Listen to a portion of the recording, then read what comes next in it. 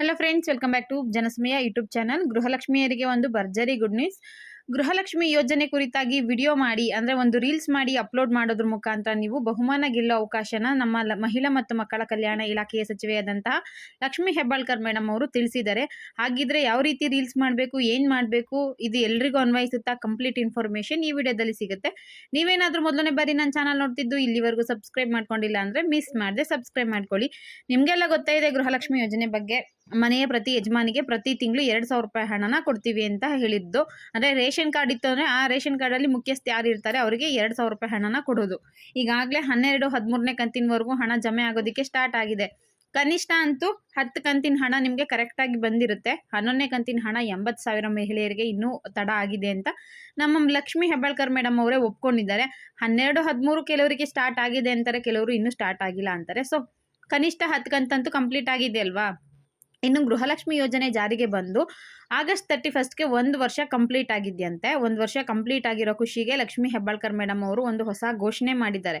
ಏನು ಘೋಷಣೆ ಅಂದರೆ, ನಿಮಗೆ ಗೃಹಲಕ್ಷ್ಮಿ ಹಣ ಬಂದಿದೆ ಅಲ್ವಾ, 10 ಕಂತಿಂದ ಅಥವಾ 1 ವರ್ಷದ ಹಣ ನಿಮಗೆ ಬಂದಿದೆ ಅಂದರೆ ನಿಮಗೆ ಯಾವ ರೀತಿ ಸಹಾಯ ಆಗಿದೆ, ಅದರಿಂದ ನಿಮಗೆ ಏನು ಹೆಲ್ಪ್ ಆಗಿದೆ, ನಿಮ್ಮ ಜೀವನದಲ್ಲಿ ಯಾವ ರೀತಿ ಬದಲಾವಣೆ ತಗೊಬಂದಿದೆ, ಅದನ್ನು ಒಂದು ರೀಲ್ಸ್ ಮಾಡಿ ಅಪ್ಲೋಡ್ ಮಾಡಬೇಕು.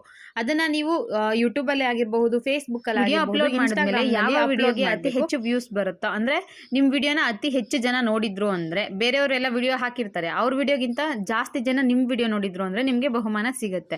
ಹಾಗೆ ಅವರು ಹೇಳಿದ್ದಾರೆ. ಮತ್ತು ಇನ್ನೊಂದೇನು ಹೇಳಿದ್ದಾರೆ, ಮೊದಲ 50 ಮಹಿಳೆಯರ ವಿಡಿಯೋಸ್ಗಳಿಗೋಸ್ಕರ ಕಾಯ್ತಾ ಇದ್ದೀನಿ ಅಂತ ಹೇಳಿದ್ದಾರೆ. ಪ್ರತಿಯೊಬ್ಬರು ಗೃಹಲಕ್ಷ್ಮಿ ಕೂಡ ಈ ವಿಡಿಯೋಸ್ ಮಾಡಿ ಅಂದರೆ ರೀಲ್ಸ್ ಮಾಡಿ ಅಪ್ಲೋಡ್ ಮಾಡಬಹುದು. ಅದಕ್ಕೆ ಇವರೇ ಮಾಡಬೇಕು ಅವರೇ ಮಾಡಬೇಕು ಅಂತ ಇಲ್ಲ. ಯಾರು ಬೇಕಿದ್ರೂ ವಿಡಿಯೋನ ಮಾಡಿ ಅಪ್ಲೋಡ್ ಮಾಡಬಹುದು. ಅತಿ ಹೆಚ್ಚು ಜನ ಯಾವ ವಿಡಿಯೋನ ನೋಡ್ತಾರೋ ಅಂಥವರಿಗೆ ಬಹುಮಾನ ಕೊಡ್ತೀವಿ ಅಂತ ಹೇಳಿದ್ದಾರೆ. ಬಹುಮಾನ ಆಗಿ ಅವರು 1 ಲಕ್ಷ ಬೇಕಿದ್ರೂ ಕೊಡ್ಬೋದು, 50,000 ಬೇಕಿದ್ರೂ ಕೊಡ್ಬೋದು, ಚಿನ್ನ ಬೇಕಿದ್ರೂ ಕೊಡ್ಬೋದು, ಬೆಳ್ಳಿ ಬೇಕಿದ್ರೂ ಕೊಡಬಹುದು. ಬಹುಮಾನ ಏನು ಕೊಡ್ತೀವಿ ಅನ್ನೋದನ್ನ ಅವರು ಡಿಸೈಡ್ ಮಾಡಿಲ್ಲ. ಬಟ್ ನಾನು ಏನಾದರೂ ಬಹುಮಾನ ಕೊಡ್ತೀನಿ, ನನ್ನ ಸ್ವಂತ ಖರ್ಚಿನಲ್ಲಿ ವೈಯಕ್ತಿಕವಾಗಿ ನಾನು ಅವ್ರಿಗೆ ಬಹುಮಾನ ಕೊಡ್ತೀವಿ ಅಂತ ಹೇಳಿದ್ದಾರೆ. ನೀವು ವಿಡಿಯೋ ಮಾಡಕ್ಕೆ ಸ್ಟಾರ್ಟ್ ಮಾಡಿ. ವಿಡಿಯೋಗಳು ವೈರಲ್ ಆಗಬಹುದು. ಮತ್ತೆ ಯಾವ ರೀತಿ ವಿಡಿಯೋ ಮಾಡಬೇಕು ಅಂತ ಕೆಲವರಿಗೆ ಏನಾದರೂ ಡೌಟ್ ಇತ್ತು ಅಂದ್ರೆ ನೋಡಿ, ಎಷ್ಟೊಂದು ಜನ ಮಾಡ್ತಾರೆ, ನಮ್ದು ವೈರಲ್ ಆಗಲ್ಲ, ನಮ್ಮ ಹಣ ಬಂದಿರಲ್ಲ, ಅದನ್ನೆಲ್ಲ ಕೂಡಿಬಿಟ್ಟು ಯೂಟ್ಯೂಬ್ ಅಲ್ಲಿ ಆಗಿರಬಹುದು, ಫೇಸ್ಬುಕ್ ಅಲ್ಲಿ ಯಾವಾಗ ಯಾರದು ಬೇಕು. ಮತ್ತೆ ಇನ್ನೊಬ್ರು ಗೃಹಲಕ್ಷ್ಮಿ ಹಣನ ತಗೊಂಡು ಗಂಡನ ಕಣ್ಣ ಆಪರೇಷನ್ಗೆ ಸಹಾಯ ಆಯ್ತು ಅಂತ ಹೇಳಿದ್ರು.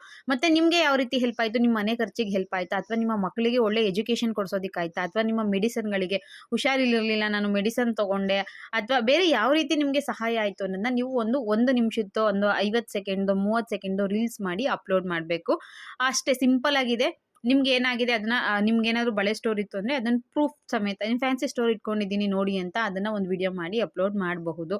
ಈ ರೀತಿಯಾಗಿ ನೀವೇ ತುಂಬಾ ಸುಲಭವಾಗಿ ನಿಮ್ಗೆ ಯಾವ ರೀತಿ ಇಷ್ಟ ಆಗುತ್ತೋ ಆ ರೀತಿ ಒಂದು ರೀಲ್ಸ್ನ ಮಾಡಿ ಅಪ್ಲೋಡ್ ಮಾಡಬೇಕು. ನಿಮ್ಗೆ ಏನಾದರೂ ಡೌಟ್ ಇತ್ತು ಅಂದರೆ ಬೇರೆ ವಿಡಿಯೋಸ್ ಬೇಕಿದ್ರು ಒಂದ್ಸಲ ನೋಡಿಕೊಂಡು ಆ ರೀತಿಯಾಗಿ ರೀಲ್ಸ್ನ ಮಾಡಿ ಅಪ್ಲೋಡ್ ಮಾಡಿ. ಓಕೆನಾ. ಇದು ಬಹುಮಾನ ಗೆಲ್ಲೋದಕ್ಕೆ ಅವಕಾಶ ಇರುವಂಥದ್ದು.